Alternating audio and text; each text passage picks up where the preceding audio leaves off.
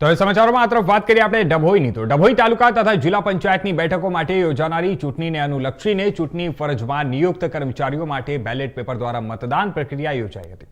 ડભોઈ ખાતે કુલ 454 મતદાતાઓએ બેલેટ પેપરથી પોતાના મતાધિકારનો ઉપયોગ કર્યો હતો. આ મતદાન પ્રક્રિયામાં જીઆરડી જવાન, હોમગાર્ડ તથા આંગણવાડી બહેનો સહિત ચૂંટણી ફરજમાં જોડાયેલા જે કર્મચારીઓએ ઉત્સાહપૂર્વક મતદાન કર્યું હતું. જોકે મતદાન કેન્દ્ર પર ચૂંટણી અધિકારી દ્વારા યોગ્ય વ્યવસ્થા ન કરવામાં આવતા કર્મચારીઓએ ભારે ગરમી અને બફારામાં મતદાન કરવું પડ્યું હતું. મતદાન માટે લાંબી લાઈનો લાગતા ત્યાં કર્મચારીઓએ ગરમીમાં રાહ જોવી પડી હતી, પરંતુ લાઈનમાં ઉભેલા મતદાતાઓ માટે પંખા કે ઠંડકની કોઈ પૂરતી વ્યવસ્થા કરવામાં આવી ન હતી, જેના કારણે મતદાતાઓમાં અસંતોષનો માહોલ જોવા મળ્યો હતો. જણાવી દઈએ કે ચૂંટણી જેવી મહત્વપૂર્ણ પ્રક્રિયામાં કર્મચારીઓ માટે મૂળભૂત સુવિધાઓ ઉપલબ્ધ ન કરાતા ચૂંટણી તંત્રની કામગીરી સામે પ્રશ્નો ઉઠ્યા છે.